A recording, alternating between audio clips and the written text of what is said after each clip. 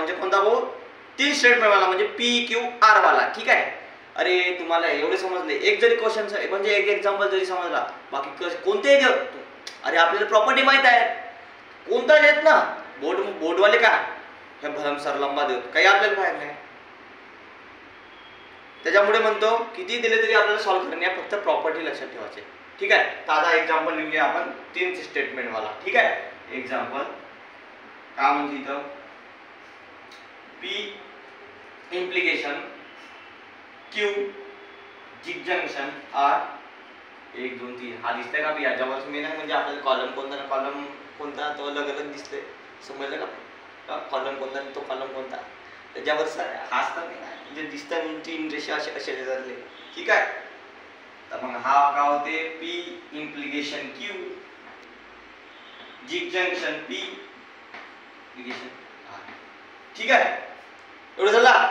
आता आपण याचं ट्रूथ टेबल बनवू. का पण ट्रूथ टेबल बनवू. ठीक आहे. याच्यामध्ये किती टेबल येतील मग? 3 येतील. PQR किती येतील? PQR. आता आपण पाहू, शिकवल्यावर समजते सर्वांना. ठीक आहे. आम्ही तसेच होतो. आता पाहून आपण काय होते. ठीक आहे. टेबल बनवून घेऊ पहिले. याच्यात किती 8 येतील. तुम्हाला फॉर्म्युला सांगितलं होतं, 3 स्टेटमेंट दिसतात येतात. PQR दिसला स्टेटमेंट कोणता सांगतो तुम्हाला, एक फॉर्म्युला सांगतो का, 2 टू द पॉवर n म्हणजे 3 स्टेटमेंट दिसला ज्यांनी जर का पुट कराल n = 3 पुट करायचा मग म्हणजे 2 टू द पॉवर 3 होणार. तर काय होईल, 2 टू द पॉवर 3 काय होईल, 2 टू द 4 4 टू द 8 म्हणजे 8 येणार इथं. ठीक आहे. तर आपण पाहू सेट किती येते तसे. ठीक आहे. इथं लिहून P, इथं लिहून Q, इथं लिहून R. ठीक आहे. निगेशन दिसतंय का तुम्हाला? कोणत्या याच्यात निगेशन दिसतंय का? निगेशनचं साइन नाही ना, त्याच्यामुळे निगेशन वाला लिहायची काही जरूरत नाही आपल्याला.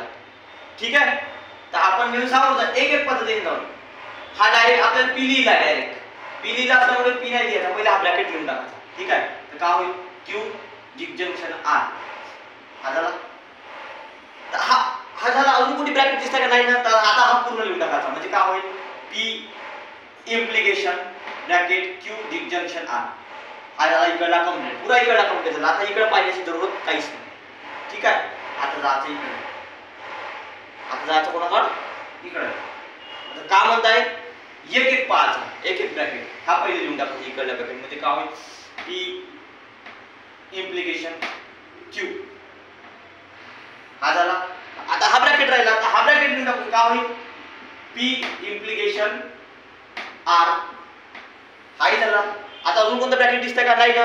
आता मोठा, आता हा पूर्णच लिहायला लागला आपल्याला, हवाला लास्ट याच्यामध्ये तो लिहून टाकून पूर्ण. काय म्हणताय, P implication Q disjunction P implication R. ठीक आहे.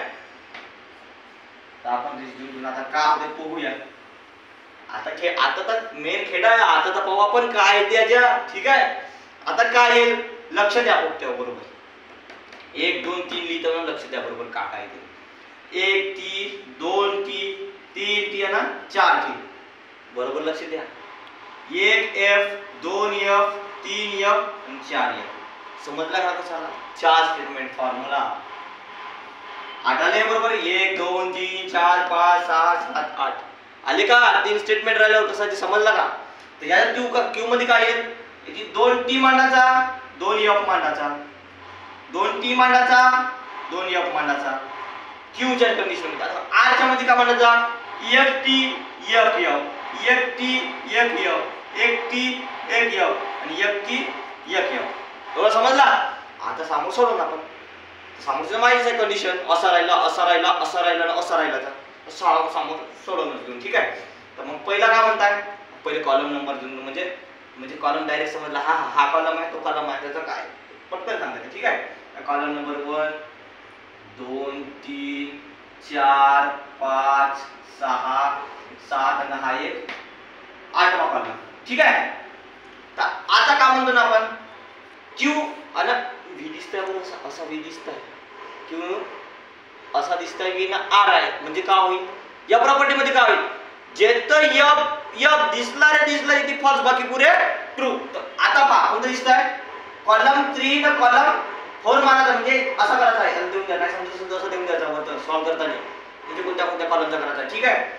2 न 3 द्यायचा आहे. पहा Q न अर्थ करायचा कोणता ऑर वाली प्रॉपर्टी. अशी बे अशी जिथे F राहिला तिथे F बाकी पुरे ट्रू. तर मग आता सॉल्व करा. T होणार आहे. TF ट्रूच होणार आहे. FT ट्रूच होणार आहे. हा FF आता पाहावे FF दिसतंय ती काय होईल फॉल्स. TT ट्रूच होणार आहे. FTF ट्रूच होणार आहे. FT ट्रूच होणार आहे आणि FF दिसतंय अजून तर काय होईल फॉल्स. फॉल्स होईल ते. ठीक आहे. आता जाऊन कंडिशन 5 वर 5 कॉलम 5 वर जाऊन काय म्हणताय P इम्प्लिकेशन Q डिंजंक्शन आहे. ठीक आहे. याच्यात काय म्हणताय कॉलम नंबर कोणकोणते येतात तिथे सांगा बरं. कॉलम नंबर 1 आणि कॉलम नंबर 4. कॉलम नंबर 1 आणि कॉलम नंबर 4 चा पाहायचा आता आपल्याला. कोणत्या प्रॉपर्टी मध्ये बाणवाल्या अशी कशी जाते कशी सांगला बाण असं बोलताय असं बाण म्हणताय ना. त्याच्यामध्ये प्रॉपर्टी कोणी सांगलं होतं का होईल पहिलं T नंतर F दिसला त्याची पुरं फास्ट पुरे मग ट्रू. समजलं ना. पहिलं T नंतर F कसा असा पहिलं T नंतर F दिसला तो जो झाला फॉल्स बाकी पूर्ण ट्रू. तर मग आता आपण पाहून का म्हणते. ठीक आहे. T आणि हा वाला म्हणजे कॉलम 1 आणि कॉलम 4 मध्ये काय म्हणताय पहिलं T नंतर T का होईल ट्रूच होईल. T ट्रूच होईल. T ट्रूच होईल. TF आता काय म्हणते पहिलं T आहे मग नंतर F आहे मग काय होईल फॉल्स. याचं पहा FT पहिलं F आहे नंतर T आहे होईल का नाही. नंतर F पाहिजे पहिलं T नंतर F म्हणजे काय होईल हाय ट्रू.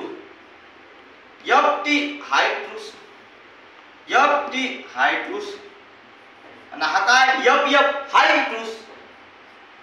फक्त मी या कंडिशन मध्ये काय म्हणतो पहिला T नंतर F दिसला तो फॉल्स बाकी पुरे ट्रू. ठीक आहे. मग समजलं एवढा. आता सामान्य कंडिशन पाहूया. P इम्प्लिकेशन Q म्हणजे कॉलम कोणता कॉलम 1 आणि कॉलम 2 काय म्हणते तो असाच बनाचा टोकवाला असाच म्हणजे जिथे तुम्हाला पहिलं T नंतर F दिसला तिथं फॉल्स बाकी पुरे ट्रू. तर मग आता पहा TT काय होईल ट्रू. TT true. TF अबे दिसला पहा पहिलं T नंतर F आहे दिसला तर मग काय होईल पटकन मारून घ्यायचं F. अजून दिसला TF काय होईल फॉल्स F होईल. ठीक आहे. FT नाही होईल पहिलं T नंतर F पाहिजे म्हणजे हा काय ट्रू होईल. ठीक आहे. FT नाही ट्रूच होईल. FF काय होईल ट्रूच होईल. अजून FF दिसतंय काय होईल ट्रूच होईल.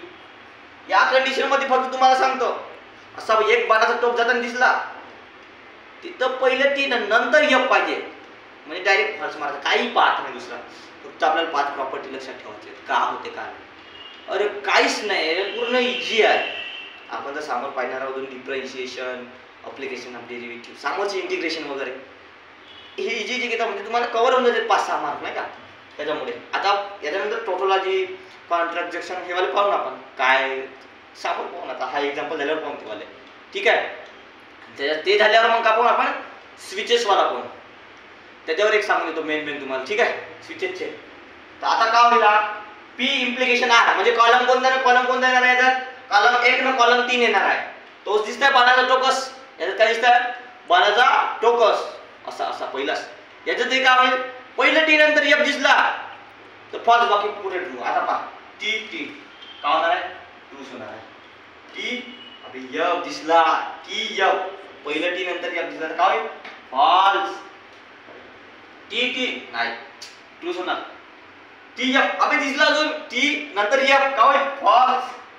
आता फॉल्स पहिलं T नंतर F पाहिजे तेव्हा सांगलो होतो तुम्हाला 3 लेक्चर झाले आता 4थं लेक्चर चालू आहे. सांगलो होतो पहिलं बेसिक प्रॉपर्टी लक्षात ठेवा. ते जर आले तुम्हाला तर याच्यात काहीच नाही चॅप्टर मध्ये पूर्ण असं दौडी झापून लिहू शकता तुम्ही प्रॉपर्टी आले. चला आता किती झाले आपले 4 झाले. आता 4 पर्यंत झालं. ज्याच्यात F याच्यात T दिसतंय का F पहिले F नंतर T राहिल्यावर सांगतो का F येते म्हणून अजिबात नाही. पहिले T नंतर F आल्यावर तर आता हा काय ट्रू होईल. ठीक आहे. F दिसतंय काय होईल ट्रूच होईल. FT दिसतंय काय होईल ट्रूच होईल. पहिलं T नंतर F पाहिजे म्हणलं तेव्हा फॉल्स होईल. एफ एफ दिसतं का होईल दुसरी हे झाला. आता कंडिशन पहा हे वाली म्हणजे लास्ट वाली कोणकोणता याच्यात कॉलम येईल कॉलम 6 आणि कॉलम 7 चा करायचा कोणता व्ही डिस्जंक्शन वाला म्हणजे ऑर वाला करायचा आहे. त्याच्यामध्ये काय येईल ऑर वाल्यामध्ये का सांगितलं होतं तुम्हाला जिथं एफ एफ राहिला तो पास बाकी पुरे ट्रू. आता पाहून याची का म्हणतात T T true T F true होणार आहे एफ टी ट्रू होणार आहे. हा याच्यात एफ एफ दिसला पहा एफ एफ दिसल्यावर काय होणार आहे फॉल्स. टी टी ट्रू होणार आहे टी टी ट्रू होणार आहे टी टी ट्रू होणार आहे टी टी ट्रू होणार आहे. झालं आपण सॉल्व केलं एवढा. तर आता आपल्याला एक स्टेटमेंट लिहायला लागलं जो पहिले लिहिलं होतं पहा त्याच्या खाली लिहायला एक स्टेटमेंट. तर काय कुठे लिहिणार आता येतं लिहितोच नसतं म्हणजे लहान लहान अक्षरात थोडंसं ठीक आहे. तर का होणार आहे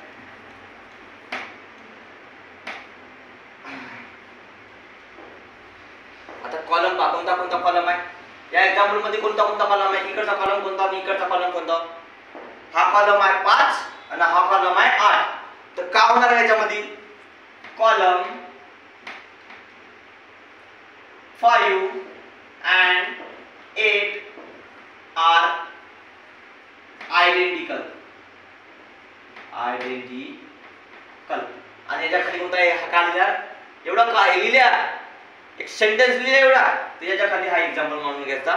विषय खतम.